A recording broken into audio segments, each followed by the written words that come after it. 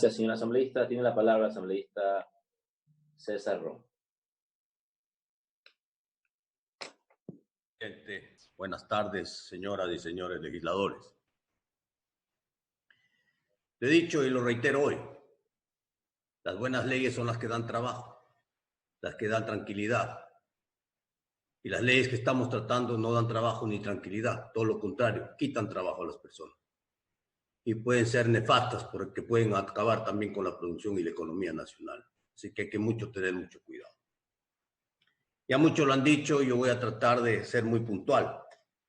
El artículo 140 de la Constitución establece pues que estos proyectos económicos urgentes sean aprobados en 30 días.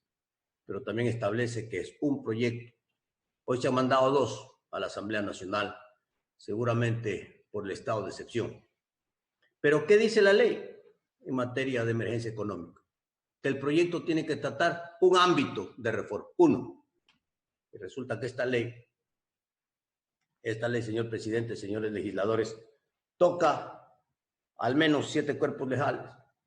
Toca el Código de las Finanzas Públicas, la Ley Orgánica de Contratación, la Ley de Aviación Civil, la Ley de Armas y Tenencia de Armas, la unificación del IES, ISFOL, el ISPA, toca el tema de la autonomía económica de estas instituciones, al igual que los GATS municipales, etcétera, etcétera, etcétera. Por lo tanto, es inconstitucional. Pero además, lo que ya se ha dicho, en una de las transitorias, establece que entrará en vigencia en el año 2022.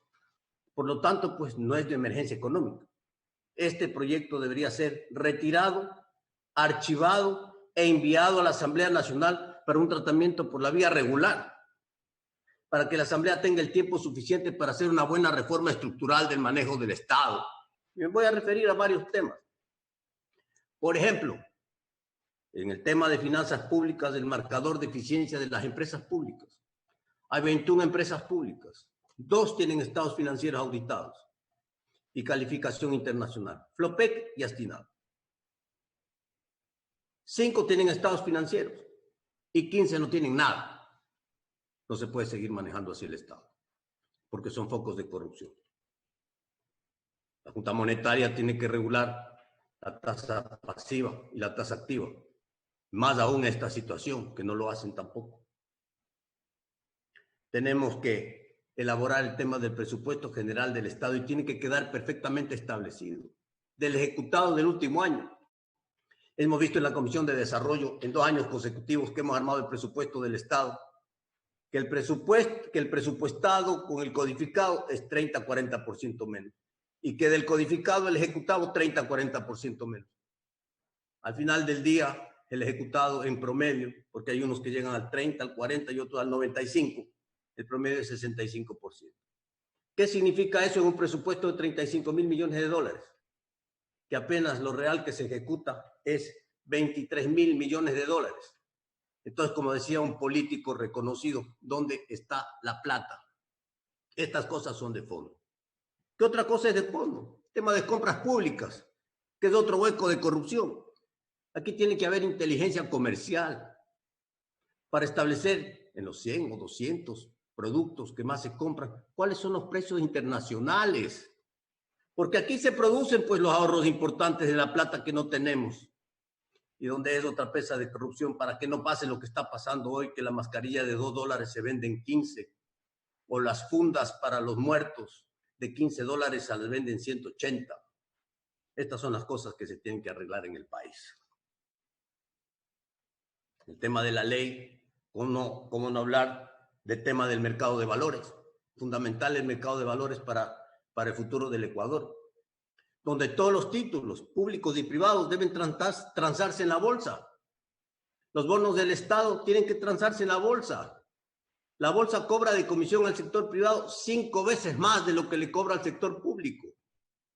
Es más, como dijo algún asambleísta, no se trata de hacer negocio con el Estado. No le cobren nada al Estado, 0. Las transacciones del gobierno en bolsa, 0. Para que no hablen de negocio, pero sí de transparencia, para saber, no como esos bonos secretos del anterior gobierno que se transaban por ahí y nadie sabía nada. aquí necesitamos transparencia. Estas son las cosas que se tienen que arreglar en el Ecuador, que haya total transparencia. Y ahora me voy a referir pues a un tema que es fundamental, al famoso artículo 2 de esta ley, que quiere acabar de manera inconstitucional con el manejo de los fondos de los GATS, ¿no? Con la ejecución presupuestaria de los GATS, y que quiere acabar con la seguridad social de las Fuerzas Armadas y Policía. Aquí estamos hablando de constitucionalidad, aquí estamos de la ley, aquí estamos hablando del respeto a la ley y a la Constitución, y eso es lo que tenemos que defender en la Asamblea Nacional.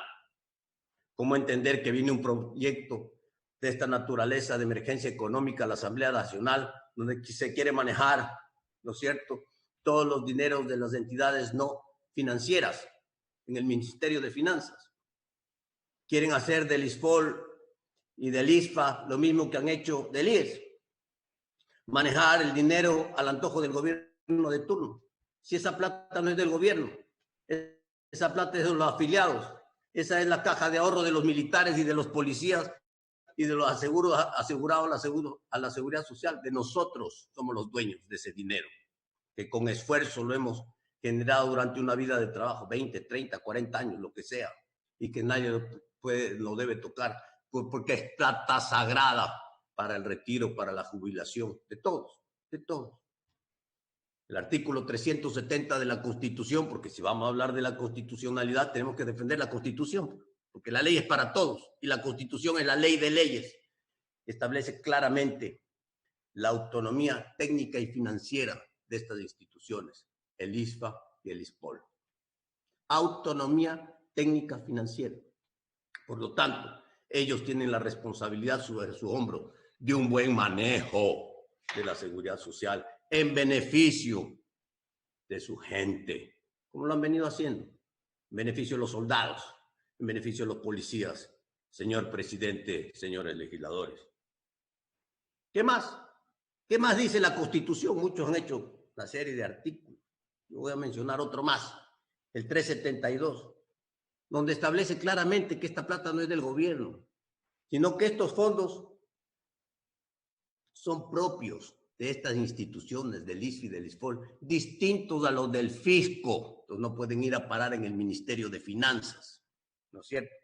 Y además no pueden tocarse, ni tampoco pueden menoscabar su patrimonio. El momento que hay un manejo de estos recursos del ISFA y del ISPOL, como se han manejado los recursos de la seguridad social, se acaba con estas instituciones y se acaba con la seguridad y la tranquilidad que tienen los policías y soldados del Ecuador. Miren ustedes, quieren abarcar más, cuando el día de hoy, señor presidente, señores legisladores, no pueden con lo que manejan. Miren el desastroso manejo del Seguro Social ecuatoriano. Miren el desastroso manejo de la salud ecuatoriana hoy. Terrible. Y les voy a dar una muestra. Para muestra un botón. Solca de Tungurahua. Le deben $3 millones. Si no le pagan, ya hay un comunicado público. Se cierra Solca de Tungurahua. Y así quieren seguirle metiendo manos a los recursos de las instituciones que sí funcionan. No, señor presidente. Y al ser inconstitucional, reitero, que se retire el proyecto, que se archive el proyecto y que venga por la vía regular para ser tratado y tocado todos estos puntos que son fundamentales, estructurales en el Estado. Aquí se habla también de la ley de armas, importación, comercialización de armas, tenencia de armas, porte de armas, temas fundamentales que nadie los está tocando y que hay que tocarlos. Porque si yo estoy de acuerdo con la tenencia de armas, yo también estoy de acuerdo con el porte de armas, que tiene que ser regulado y registrado en el Comando Conjunto de las Fuerzas Armadas. No cualquiera puede portar un arma. Tiene que pasar la prueba psicológica, el manejo de las armas, el registro. Cosas que se tienen que hablar en este país. Finalmente, señor presidente, señores legisladores, ¿cómo no tocar el tema de Guayaquil? Ni en esta ley, ni la ley de emergencia humanitaria se toca Guayaquil. No hay nada para Guayaquil. el corazón económico del Ecuador gravemente golpeado por esta pandemia. Miles y miles y miles de fallecidos, señor presidente, señores legisladores. No hay una medida a favor de Guayaquil, ninguna. Por eso el asambleísta Almeida ha presentado un proyecto para que en la comisión, ¿no?, se exonere a Guayaquil y a las empresas y a las personas de Guayaquil del pago de las contribuciones. Nada. ¿Dónde está la solidaridad para Guayaquil, que está cargando sobre sus lomos esta grave situación? Señor presidente, espero que actuemos con cordura y con justicia. Señor presidente, señoras y señores legisladores.